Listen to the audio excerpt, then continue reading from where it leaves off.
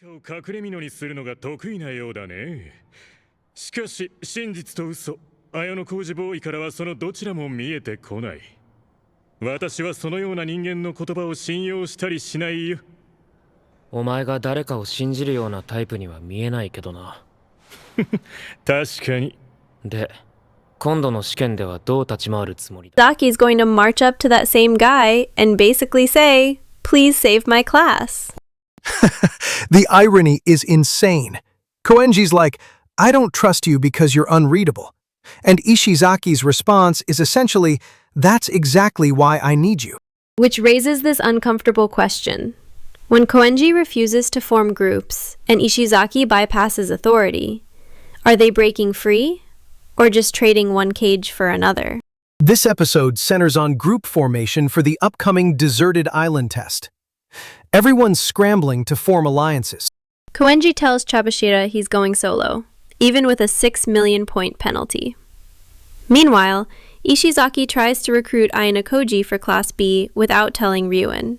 Horikita's strategizing about cross-class alliances to isolate Class A, while everyone thinks they're making independent decisions. Actually, hold on. Didn't I predict back in episode 1 that Horikita would retreat into calculated isolation after Hozen's attack? You did. And this episode kind of proves you wrong? She's actively strategizing about cross-class cooperation, not pulling back. Yeah, I missed that. She's not retreating. She's gotten more calculating about who she trusts and why. Here's what I think this episode is actually arguing. Everyone's going to say this is about students finally taking initiative, breaking from their assigned roles. But it's not. It's about Chi. We're watching Ishizaki go from Ryuen's obedient enforcer to desperately chasing Ayanokoji's power. That's not growth. That's just switching masters. Okay, let's ground this. There are 3 moments that define this episode for me. First, Koenji in the classroom, telling Chabashira he'll take the test alone, fully aware he might get expelled. Second, Ishizaki showing up with Albert and Shina, trying to pitch Ayanokoji on joining Class B. But watch his body language there. He's trying to project authority he clearly doesn't have. And third, when Shina calmly explains why they actually need Ryuen's involvement. She's not being cruel, she's just methodical about dismantling Ishizaki's whole plan. What's brilliant is how the episode structures these. Koenji rejects the system entirely. Ishizaki thinks he's gaming it. But both end up isolated in different ways. Let's talk about what's really happening with Ishizaki here, because I think people are going to misread this as character growth. How so? The guy's finally thinking strategically, instead of just throwing punches. But look at his face when he says, Hey! こんにちは、Ayanokojiくん。珍しい組み合わせだな。嫌な予感がしてきたから帰ってもいいか。石崎。携帯に反応ないから迎えに来たぜ。There's something in that expression. Freeze that moment. Look at Ishizaki's eyes when he shouts those words. There's this split second where his eyebrows lift, almost like he's surprised by his own boldness. But his mouth is clenched tight, and you can see him swallow hard right after. It's pride mixed with absolute terror. It's like he's trying to convince himself as much as Ayanokoji. Exactly. That micro-expression tells you everything. He knows he's in over his head, but he's committed now. This isn't confidence. It's driven by desperation. But wait, isn't desperation exactly what drives real change? Like, he's finally hit a point where his old strategies aren't working anymore. I'd push back on that. When he tells Ayanokoji, I can't afford to think about Ryuen's reaction, that's not courage. That's desperation. Hold up. Are we really calling this courage versus recklessness?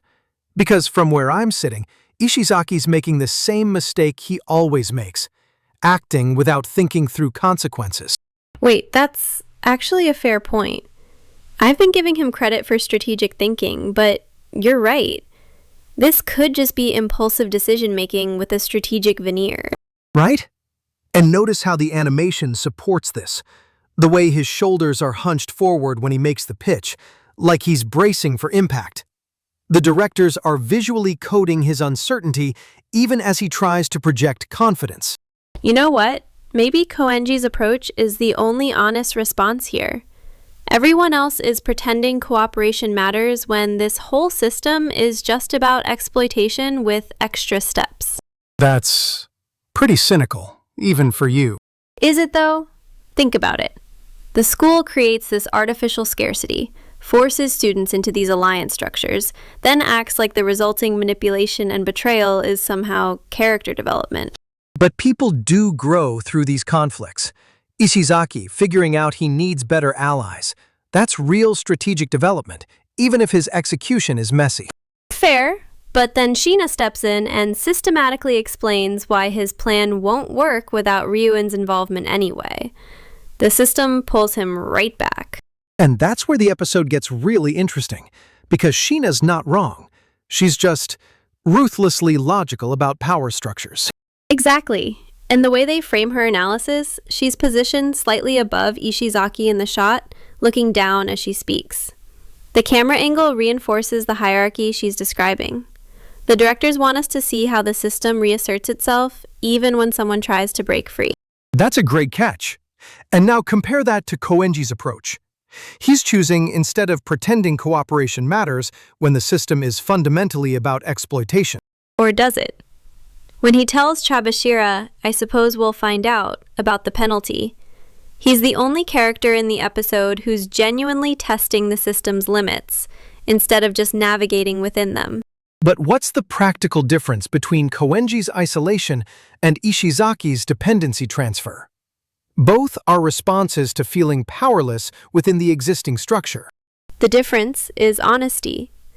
Koenji admits he doesn't trust anyone, including Ayanokoji. Ishizaki's lying to himself about what this recruitment really represents. The moment that reframes everything for me is when Ishizaki admits the recruitment was his idea, not Ryuen's. Because you can see it hit him in real time. He's just confessed to acting without his leader's knowledge. And the way his voice cracks slightly when he says, I can't afford to, about considering Ryuen's reaction. He knows he's in over his head. But he's committed now. Wait, is this courage or just recklessness? Because the more I think about it, bypassing Ryuen without a real plan sounds exactly like Ishizaki's old impulsive patterns.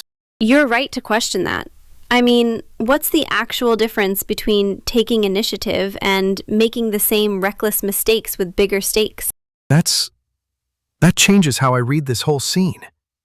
Maybe this isn't growth at all. Maybe it's just his usual hot-headedness pointed in a new direction. And that's what makes this a genuine moment. He can't take it back, even when Sheena's analysis makes it clear his plan is flawed. Right.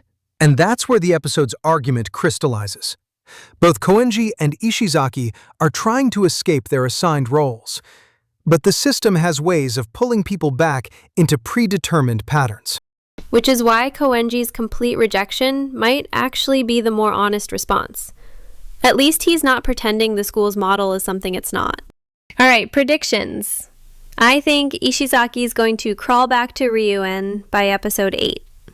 This recruitment attempt is going to blow up in his face, and he'll realize he needs Ryuen's protection more than he needs independence. I'm going the opposite direction. I think this is the start of Ishizaki genuinely breaking away from Ryuen's control. By episode 9, he'll be openly challenging Ryuen's decisions, not just acting behind his back. But you're assuming his desperation translates into actual strategic thinking. What I saw was someone who's smart enough to identify a better power source, but not smart enough to understand the cost. And what I saw was someone finally accepting personal risk for the first time in the series. That kind of psychological shift doesn't just reverse itself. We'll see. But when Sheena had to explain why his plan wouldn't work, that told me everything I needed to know about his actual strategic development. Looking back at our opening question, I think both characters are trading one cage for another. But Koenji's the only one who's honest about it. Actually, wait. I think you're selling Ishizaki short there. Yes, he's making a lateral move from one dependency to another, but at least he's choosing his dependency now. That's something. versus chosen dependency. Maybe that's the real choice this school offers, not freedom, but degrees of self-awareness about your constraints.